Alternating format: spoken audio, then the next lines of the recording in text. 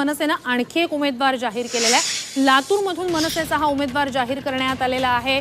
लातूरमधला मनसेचा हा पहिला उमेदवार आहे। संतोष नागरगोजे यांना लातूर ग्रामीण मतदारसंघातून उमेदवारी जाहीर झालेली आहे। राज ठाकरे यांनी ही उमेदवारी जाहीर केली आहे। संतोष नागरगोजे हे मनसेचे शेतकरी सेनेचे प्रदेश अध्यक्ष म्हणून सध्या काम पाहत आहेत। त्यांनी याआधी 2014 मध्ये मनसेकडून लातूर ग्रामीणमधून निवडणूक लढवली होती। लातूर ग्रामीणमधून सध्या काँग्रेसचे धीरज देशमुख आमदार आहेत।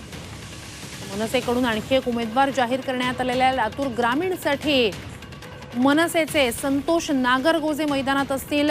ते सध्या मनसेच्या शेतकरी सेनेचे प्रदेश अध्यक्ष म्हणून काम पाहत आहेत। आज माननीय राजसाहेबांनी लातूर ग्रामीण विधानसभा मतदारसंघाच्या बैठकीमध्ये माझ्या आतापर्यंतच्या सर्वसामान्य जनतेविषयी, शेतकऱ्यांविषयी मी जे लातूर ग्रामीण आणि पूर्ण महाराष्ट्रामध्ये, मराठवाड्यामध्ये काम केलंय त्या कामावरती विश्वास ठेवून आणि या मतदारसंघामध्ये जे संघटन सर्व महाराष्ट्र सैनिकांनी मिळून केलेलं आहे त्याच्यावरती विश्वास ठेवून आज माझी उमेदवारी लातूर ग्रामीण विधानसभा मतदारसंघासाठी माननीय राजसाहेबांनी जाहीर केलेली आहे।